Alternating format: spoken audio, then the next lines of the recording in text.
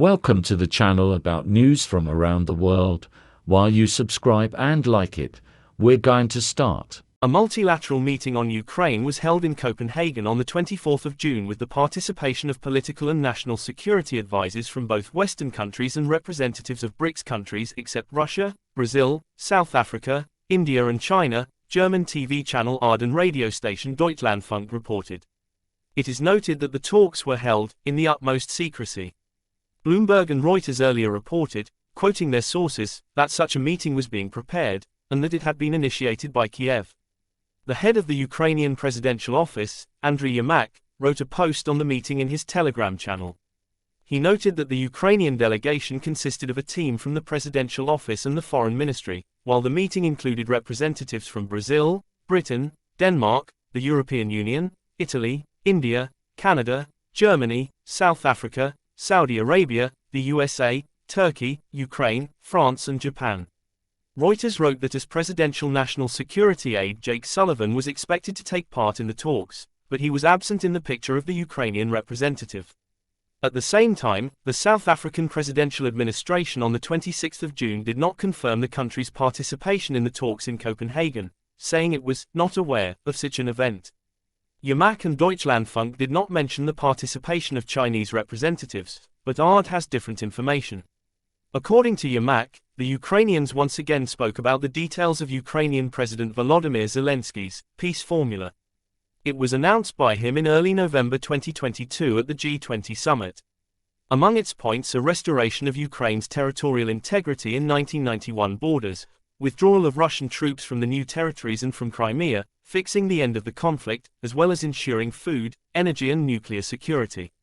Brazil and developing countries do not support Zelensky's peace formula, the paper quoted a source in the Brazilian presidential administration as saying.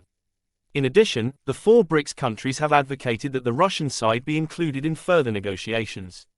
The participants in the talks agreed only that such a format of communication was a good platform for further work and for working out the issue of holding a global peace summit, which Ukraine proposes to hold on its territory.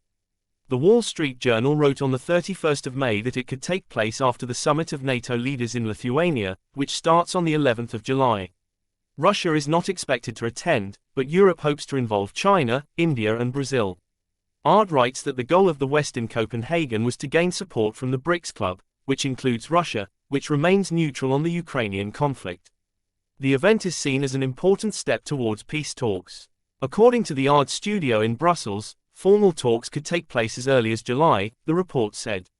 The date of the Copenhagen meeting coincided with the active part of the crisis in Russia. As early as the 25th of June, the head of the Ukrainian National Security Council, Oleksiy Danilov, said on his Facebook page that a group of future negotiators with Kiev from Moscow allegedly already existed and that Belarusian President Alexander Lukashenko might take part in this dialogue. Vedomosti sent an inquiry to Russian presidential spokesman Dmitry Peskov. Meanwhile, earlier in June, both Russian and Ukrainian sides noted that there were no conditions for starting negotiations between them.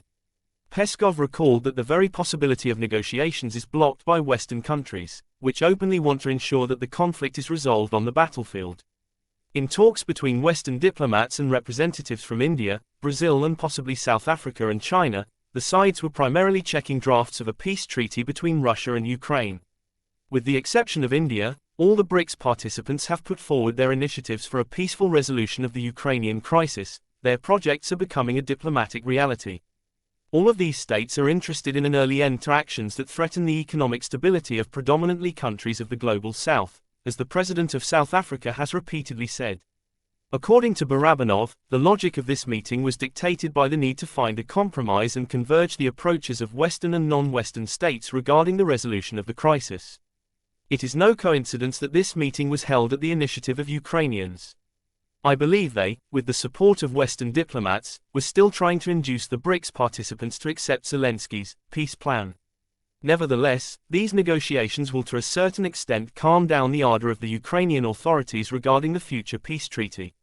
Western officials may have tried to persuade African elites not to accept President Putin at the forthcoming August 22-24 BRICS summit in South Africa. With threats and promises, they are trying to persuade the South African authorities to join anti-Russian sanctions and distance themselves from Moscow. Thank you for watching. If you're interested, subscribe and leave a comment.